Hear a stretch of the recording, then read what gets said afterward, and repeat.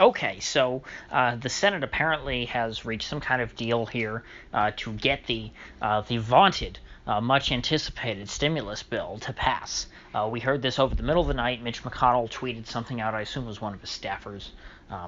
And we woke up this morning to news that there's going to be, oh, it's great news, there's going to be a stimulus deal. And Wall Street was so happy because from what we're hearing, they are going to be the chief beneficiaries of this whole package, which is not surprising to me at all, because that's exactly what happened in 2008. And like I said, if we had total helicopter money to where the $6 trillion that Larry Kudlow was talking about went out to ordinary people, that would create hyperinflation, because those people would take all that money and they would spend it to, buy things that they need, like food, or pay their bills, or and all sorts of other things. Or maybe if they are doing okay and they're still able to work, they take that money and they just buy more stuff.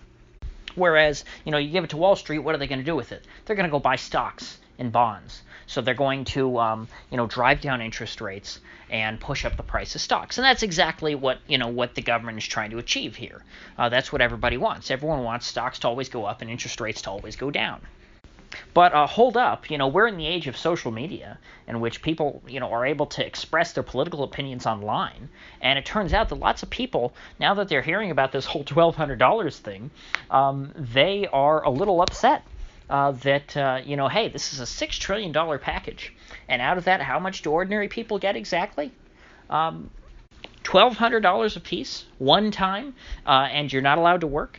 I saw somebody who I'm not usually a big fan of, Mike Cernovich, go on a tweet storm today, just a few hours, talking about this. And I have to say, I'm pretty impressed. I have certain times where either I don't know if he's someone that I would necessarily be fond of, because he said some stuff that I just find totally egregious and ridiculous. But then, I see certain days like today, to where he's getting a lot of heat from Republicans, and and I'm actually cheering him on. And I'm not cheering him on from the left, of course. I'm cheering him on from the right. Of course, I don't think his beef of this whole thing is not that it's too much money and that it's ridiculous. It's that hey, the imbalance of it. It's that it's a slap in the face to your voters when Trump ran on being the populist president against Wall Street Hillary, that he now would do a Bush-style, actually way worse than anything Bush ever signed, Wall Street bailout. This is 2008 on steroids, because now everyone needs a bailout. You forget that. Back in 2008, only a few companies and a few certain banks, the so-called too-big-to-fail banks, needed bailouts. Now everyone needs bailouts for the exact reason that so many of us have been talking about, because they ran up massive amounts of debt. And guess what? The American people did that too.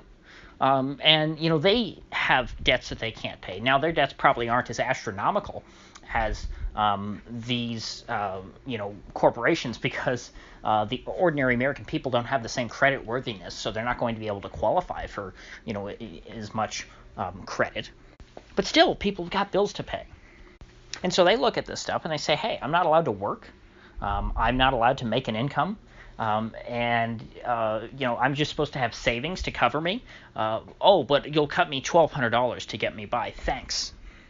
People don't have savings. And obviously, you see here, the corporations don't have savings either, because they've got nothing but debt. Every bit of extra money they've had over the last few years, they've leveraged up so that they could buy back their own stock. And so here we are, a $6 trillion bailout package, according to Kudlow, and the vast majority of that's going to Wall Street. Let's say that every American, 320 million of us, got that $1,200, which, by the way, is not what they're saying. They're saying it's $1,200 and it's going to be means tested. So if you make a certain income, they're probably going to phase it out. So it's not going to be $1,200. But let's just say everyone, 320 million people, were cut a check for $1,200. That'd be about $380 billion out of that $6 trillion. So less than $1/2 of $1 trillion. So, $500 billion would be about 1/12. So, and this is 380, which again is for way more people. So a very tiny fraction, let's say 1/16 of $1 trillion, is what's going to ordinary people.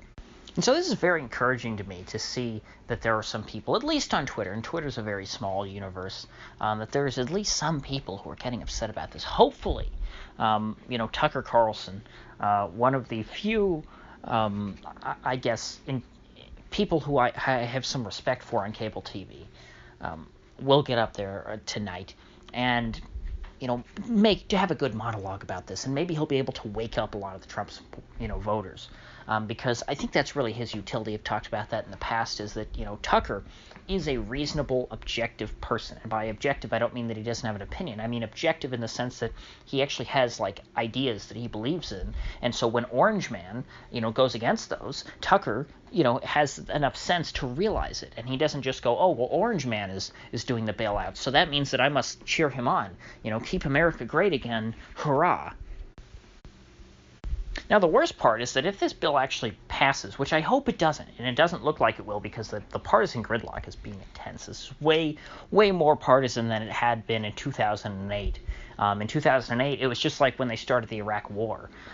Nobody really questioned it. It was something that both sides agreed on. And of course, I'm not the first person to say this. Lots of people have said, when there's bipartisanship on anything, that's usually the worst things the government does.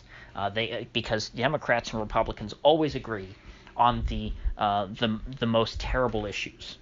And so in 2008, everyone knew that Wall Street needed to be bailed out, and that's just what we do because we're America, and that's what that's the backbone of America is the financial system. Now, I think I got a little off topic. What I was trying to say before was that the worst part about this bill is that it actually might not destroy our system. It actually could save the system because it avoided doing what I said would be the fatal error. But what is the instinct of everyone? What people are clamoring for? People want helicopter money. People want MMT. People want free money in their bank account. They want UBI, basically.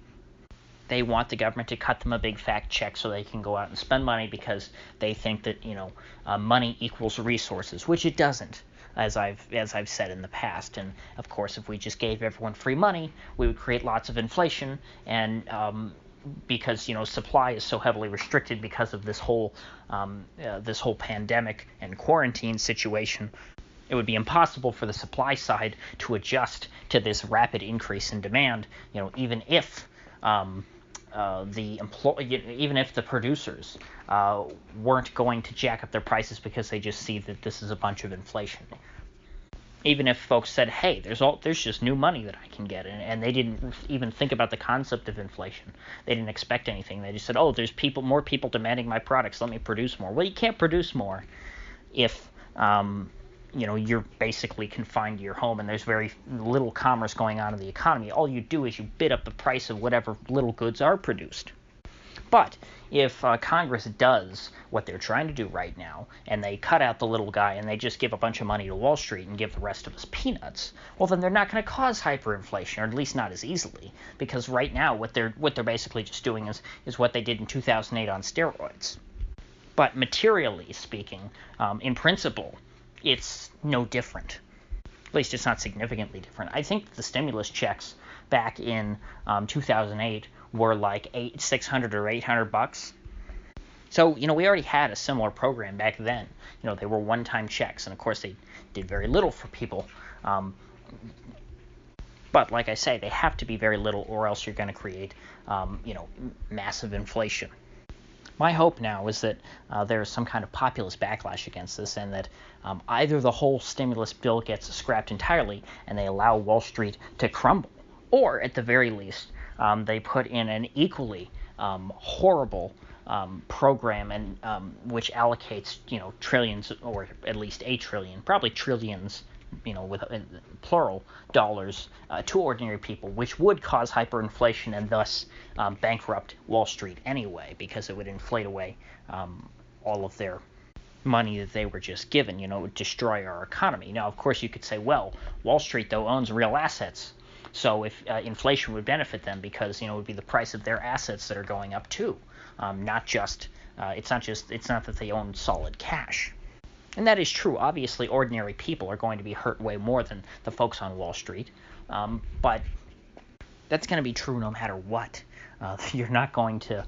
I don't think that there's a way that you harm just Wall Street and not the ordinary people. You can't just shift the burden of this crash onto them, because this is a systemic crash, and of course it's not like ordinary people are totally beyond reproach. It's not like they did everything right. They were motivated by the same incentive structure as Wall Street, by the low interest rates that were provided by the Fed. The Fed is the big bad guy here. And so Main Street is, like Wall Street, very heavily indebted. And so really what needs to happen is a national bankruptcy. But since it's certain nobody can take the pain from that there is going to be some stimulus bill, I hope that the effect of it, or that the stimulus bill is so inflationary to the effect that it has no impact and that bankruptcy happens anyway. Because, it's not like you can just have inflation without other things adjusting. If inflation goes through the roof because of the way that the program is structured, because we have helicopter money and we drop it everywhere, and that there's just the whole country's flooded with money, well, then interest rates are going to shoot through the roof because you're going to have an inflation premium on that interest rate. And then guess what? What does that do? It bankrupts everyone who has to issue bonds and is in debt. So, i.e., the U.S. government would be completely gone overnight. Which, to me, considering that because the political reality in this country, because people are so divided, and because the government has become so centralized, when we have a very disunified country, the United States is very, very big. There's a lot of different people who live here. There's a lot of people with different interests, and so it doesn't make sense to have them governed by a single unitary government. But that's what basically has happened. A lot of power has been centralized in Washington, and so it's unstable. So if the government goes bankrupt, it would be a great opportunity for a national divorce. And I'm not saying red states versus blue states. That's just simplistic. Frankly, I'd be happy if we broke up, into 50 individual, independent states, or frankly, even more. I would be happy to see if every county broke up into an individual country, but I know that's very far-fetched at this point. Either way, this stimulus bill is going to have this whole fight right now is a pivotal moment in American history. Do not fail to see the gravity of this situation. If Congress does nothing, the financial system will implode, and we'll all be better off for it in the long run. If Congress decides to create a stimulus bill which bails out Wall Street and bails out Main Street by just printing trillions and trillions of dollars and injecting it into the real economy by giving us all, like Canada's doing right now, $2,000 a month until the crisis is over, that's going to create hyperinflation and probably, destroy our financial system anyway, just through a different means by jacking up interest rates. Because remember, nobody can survive without debt. Everyone's really indebted. Even if you paid off all the debt in the system right now, what that would do is create a massive deflation, which would create other problems, because then everyone's assets and things would fall, kind of like you're seeing right now in the stock market, this massive deflation, which of course from the Depression era is what the mainstream is so concerned about. But it's precisely because they're concerned about deflation that they run the risk of creating lots of inflation, because they're not concerned about it, because they're being so reckless in just printing money to solve all the problems. So those are two solutions that lead us down to what I would consider to be a fair outcome, to where the people and the system that has that is so rotten to the core is forced to reconcile with economic reality and with just what I would call economic justice, and not economic justice in the sense that the socialists mean it. Economic justice in the sense that someone like I, who believes in private property and laissez-faire and competition and all these things, would believe in. You want to be in a system that makes sense. In a system where people who spend more than they make go bankrupt, because that's what you should do. And that in a system to where people who save, more than they spend, or who make more than they spend, who have savings at the end of the month or at the end of the year, who try and be responsible, to where those people are rewarded. In the current system, it's the opposite. The people who spend profligately and borrow a bunch of money and go deep into debt, those folks are the real winners in our society, because they get bailed out. But the folks who save, they're a bunch of chumps. And it's been that way for far too long. Now, as I said, there's also a third possibility, a third outcome that could come from this whole stimulus package debacle that we're witnessing in Congress right now. This whole circus could, by doing what was proposed today, which is bail out Wall Street and not Main Street, they may be able to keep the whole system together without causing, and not cause hyperinflation, but also keep Wall Street from going bankrupt. And now, while this wouldn't directly collapse the whole system, what it could do is piss people off so much to where you just have a total breakdown in social cohesion, to where there's a crisis of legitimacy in this country, to where people no longer respect the banks, they no longer respect the government, they no longer respect any of their politicians, and they just start to blame the whole system and think that it is as rotten as I do. Because that's what happened in 2008. A lot of people woke up in 2008 and realized that we don't exactly live in this world of cutthroat capitalism where there's all this extreme competition and everyone's having to fight tooth and nail to stay ahead. Because this is the jungle, this is nature, this is the wild, wild west. No, rather they learned that the game is rigged, and it's rigged in favor of a certain few well-connected individuals. And so once there's a critical mass of people who realize that, they will decide that the only way for them to win, for those of us who are not well-connected to win, is to not play the game. And so, if this bill really does go through, it may just provoke civil unrest. And not the kind of civil unrest that I've really had much time to think about. Civil unrest over a bailout. Something like Occupy Wall Street, but much, much worse, and hopefully something that is, if not nonpartisan, at least bipartisan, to where, the right and the left all have their own complaints and reasons to hate this, which, again, you did have back after 2008 with Occupy Wall Street and the Tea Party. So I will be watching this very closely to see what ends up happening. As of now, they've passed nothing, and there's a hang-up because there's been some arguing amongst, I believe, Ben Sasse, Lindsey Graham, and Tim Scott, who are trying to, I guess, cut into the amount of benefits that ordinary people would make. And then Bernie Sanders is countering them by saying, hey, if you guys are going to do that, well, then I'm going to, vote against this bill unless there is some provision to have much stronger oversight over the money that Wall Street's getting, kind of trying to meet them tit for tat. And so we don't know where that's going. Wall Street, lost a lot of its gains today, right into the last 10 minutes of trading because of what Bernie said. But I don't know where any of this is going yet, so I'll have to keep monitoring it. So if you get anything of value out of this video, I'd appreciate you clicking that like button and sharing this video. And if you haven't already, please do subscribe because I do upload every day and I'd hate to have you miss one. So I'll see you folks back here tomorrow.